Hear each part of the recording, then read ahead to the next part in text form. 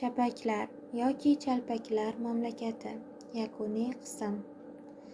Ammo ertaga jo'nashimizga diqqinafas bu musofirxona, bu yurt, bu tartibotlardan butkul qutulishimizga na men, na Baxtiyor ishonardik.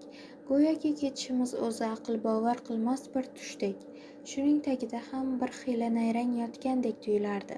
Sog'inchdanmi, bezovtalikdanmi shu kecha allamahalga qadar uyqu kelmadi. Tongga yaqin ko'zim ilingandek bo'ldi-yu, sapchib o'rnimdan turdim. Bugun ketamiz-a?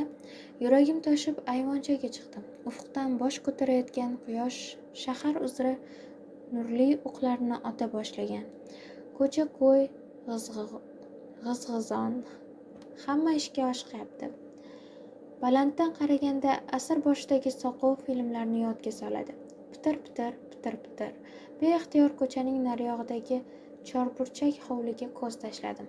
Hovli o'rtasidagi bolalar maydonchasida qaqqaygan g'arib bir qurilma diqqatimni tortdi. Jajjigina bir qizaloq halincha kuchmoqda. Hoynahoy ota-onasi ishga ketgan. U esa dunyoning turfa o'yinlaridan bexabar, beg'am, betashvish bolalik zavqiga berilib havolaydi, tushadi, havolaydi, tushadi. Nogahon ichimda nimadir shavdirab bir xil bo'lib ketdim. Mana bugun men ketaman, biz ketamiz. Bu go'dak, bu norasida qoladi.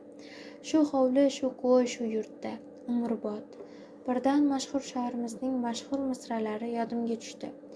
Menga alam qilar tilla baliqcha, shu ko'lmak hovuz deb bilar dunyoni. Ko'zlarimga duvullab yosh keldi. Aeroportda xayrlashar chog'imiz, shu o'tgan 10 kun mobaynida ko'nglimda yig'ilib qolgan bor gap so'zimni, butun zardobimni tap tortmay tavarish yakka to'kib soldim. U nechundir bu gal masxaromuz ishshaymadi. Bir chetga boqib, indamay turib berdi. O'zi so'nggi vaqtda shunday o'ychan, ma'yusroq bo'lib qolgandek edi. Keyin har qalay shuncha kun bizga hamroh yurib, qadrdonlashib ketgan bu insonni allanechuk mehrim iyibmi quchoqlab oldim. Sen esli yigitsan, birodar, o'ylab ko'r. Tayyoramiz qandaydir tikanakli simto'siqlar oldida soqchi askarlar saf tortgan omborsimon inshootlar, pastak-pastak tepaliklar u erkin maydonlari oralab uzoq yurgach, nihoyat osmonga ko'tarildi.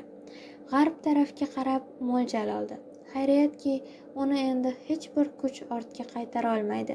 Simto'siqlar bilan o'ralgan boyagi sovuq maydonga qaytib qo'ndira olmaydi. Bizning bu mamlakatni tark etganimiz haqiqat edi. Ana u ko'kish g'uborlar orasida qolib ketdi. Bugun tong chog'i halinchak uchgan qizaloqni esladim. Tilla baliqchani. Allaqanday mung'ayib tashvishmand ko'ringan tavarish yakni. Bunday paytda ko'ngildan umr agar vafo qilsa, bu manzillarni bir kun yana qaytib ko'rarman degandek bir niyat kechmog'i tabiiy. Ajabki, menda unday istak yo'q edi. Bir vaqt qarasam, quloq miyamdagi doimiy g'uvillash tingan. Uni tayyoraning bo'g'iq shovqini bosib ketibdi. Daroz doktor xato qilgan ekan. Dunyoda chorasiz narsa yo'q. Gap nimani tanlab, nimadan voz kechishda.